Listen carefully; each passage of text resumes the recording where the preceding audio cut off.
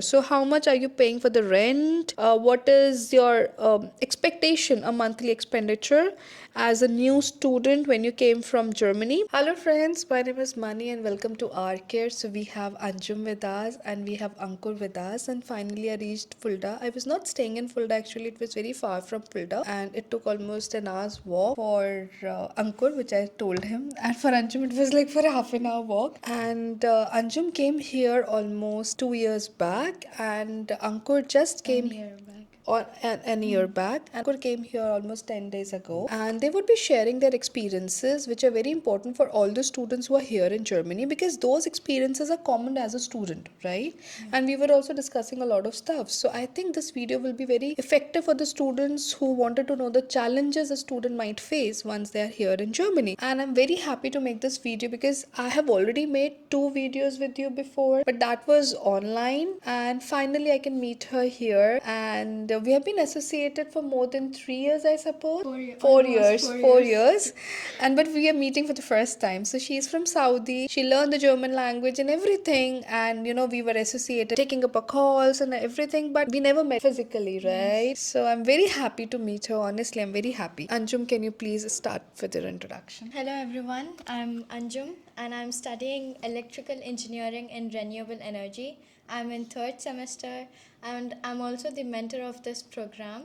So it's been almost an year been studying in Fulda, and now actually I'm really liking it. As time passed, I've made new friends, more friends. But during the initial days, I would say, as every student would face, even I felt a little bit loneliness, homesick, winter depression, as everyone says. Yes. Everywhere yes. seeing gray skies. But as time passed, I think we settle down and we make our minds prepared that okay, these are the challenges further we have to face, and we just become stronger. Mm-hmm. And Ankur, please start with your introduction. I think that is important for all of us to understand which course you're pursuing and what exactly you're from. So, hello everyone, I'm Ankur. I'm from India, Dehradun, Uttarakhand, and I'm here in Hochschule Fulda from last 15 days only, and I'm currently pursuing my Bachelor's of Science and Engineering from here. So Ankur is a student from Dehradun, and Ankur, you were telling me about your experience. So when you went to LD. Okay, so we'll start from the starting. So how was your experience when you came here, when you landed to Germany? I mean, did you face any difficulties while taking up a luggage, or maybe communicating with someone, or maybe finding up an apartment or something? So, yeah, it's quite difficult to find accommodation in here in Fulda, right? So, but I have already searched it for like 3 months before, so I had one, and yeah, it was difficult to carry that much luggage that I had Yes. carried, and it's also very difficult to find buses here. So I would like to say to all my students who's ever come here, you have to search the connectivity. So for example, if I talk about Fulda, so the nearby airport would be Frankfurt. So if your flight is landing somewhere around 9 p.m., make it a margin of 11 p.m. So of course by 11 p.m. there will be no trains, there will be no trams, or maybe no buses. So you have to make sure that you land up in the morning.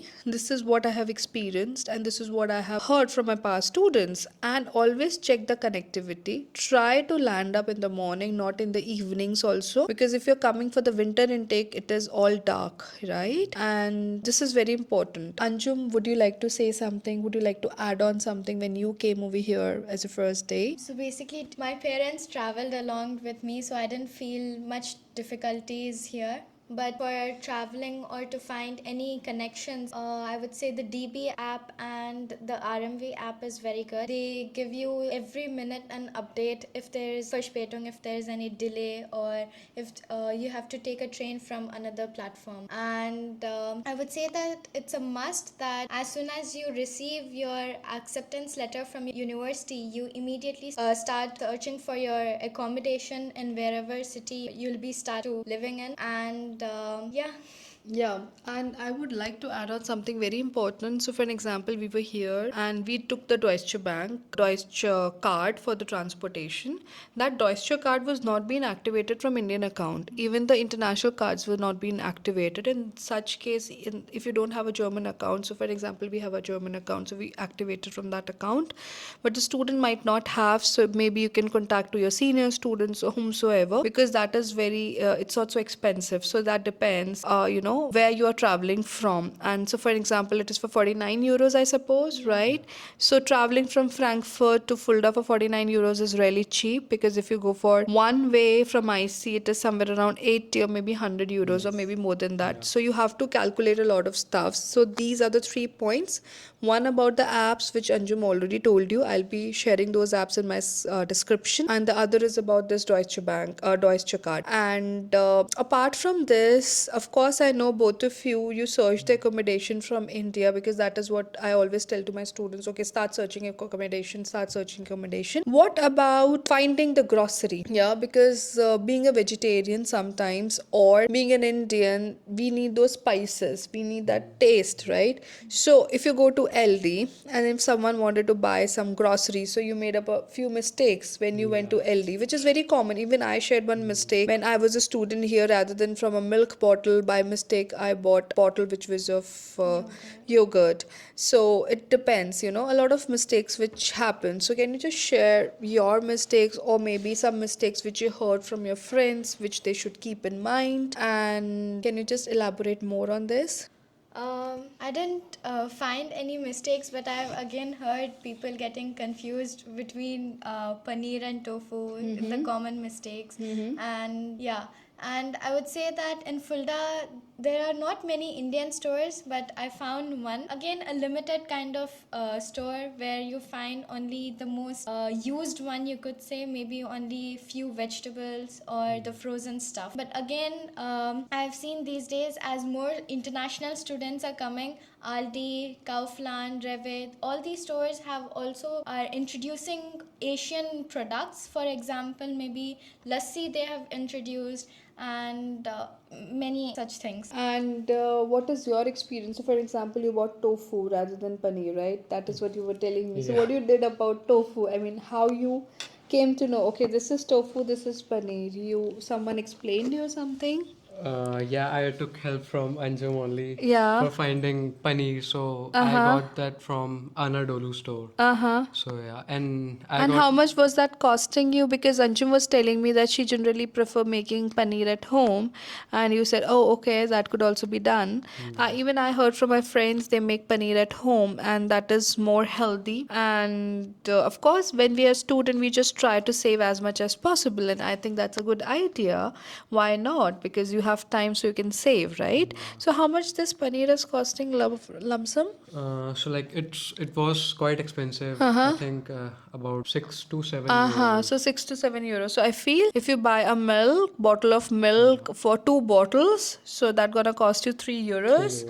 And for the 3 euros, you can make as paneer as you are costing for 6 euros. So I think that is also a good idea. In fact, I was there in Frankfurt with one of my friend, and she made a ghee. She made a ghee out of the butter, and it was tasting and smelling so good. I felt like even I can take it from Germany. Why not?